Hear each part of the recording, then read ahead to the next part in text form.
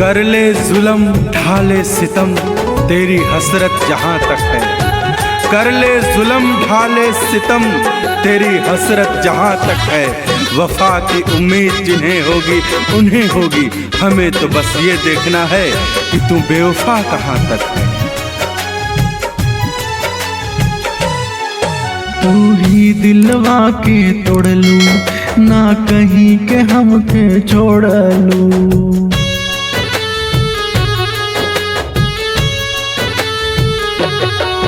तू ही दिलवा के तोड़ लू, ना कहीं के हमके छोड़ लू।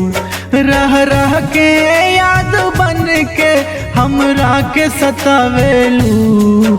रह रह के याद बन के हमरा के सतावेलू।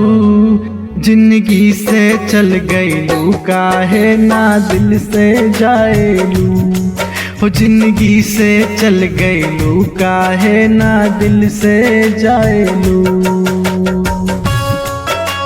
गम इस बात का नहीं कि तुम बेवफा निकली, गम इस बात का नहीं कि तू बेवफा निकली, मगर अफसोस ये है कि वो सब लोग सच निकले जिनसे मैं तेरे लिए लड़ा करता था।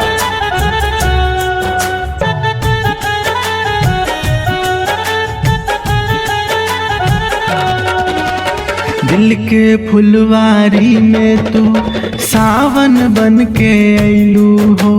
तेज हवा के झोंका जैसन तोड़ के सब ले गइलू हो।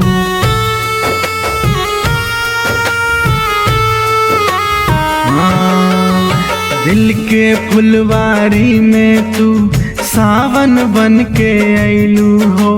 तेज हवा के झोंका जैसन तोड़ के सब ले गइलू। खड़हर कई दिहलू जिंदगी, तू तरसन खाएलू। जिंदगी से चल गइलू, काहे दिल से ना जाएलू। हो जिंदगी से चल गइलू, काहे ना दिल से जाएलू। समझ न सके उन्हें हम, समझ न सके उन्हें हम, क्योंकि हम प्यार के नशे में चूर थे। अब समझ में आया जिस पे हम जान लुटाते थे वो दिल तोड़ने के लिए मशहूर थे।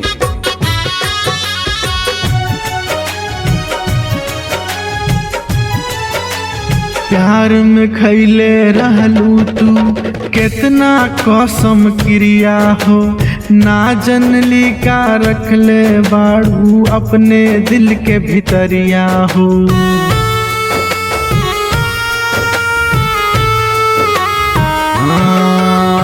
प्यार में खैले रहलू तू कितना कसम क्रिया हो। ना जनली का रखले बाड़ू अपना दिल के भितरिया हो। रणवीर पुनित के तू ता अभियो तड़ पावेलू। जिंदगी से चल गईलू, काहे ना दिल से जाएलू। जिंदगी से चल गईलू, काहे ना दिल से जाएलू।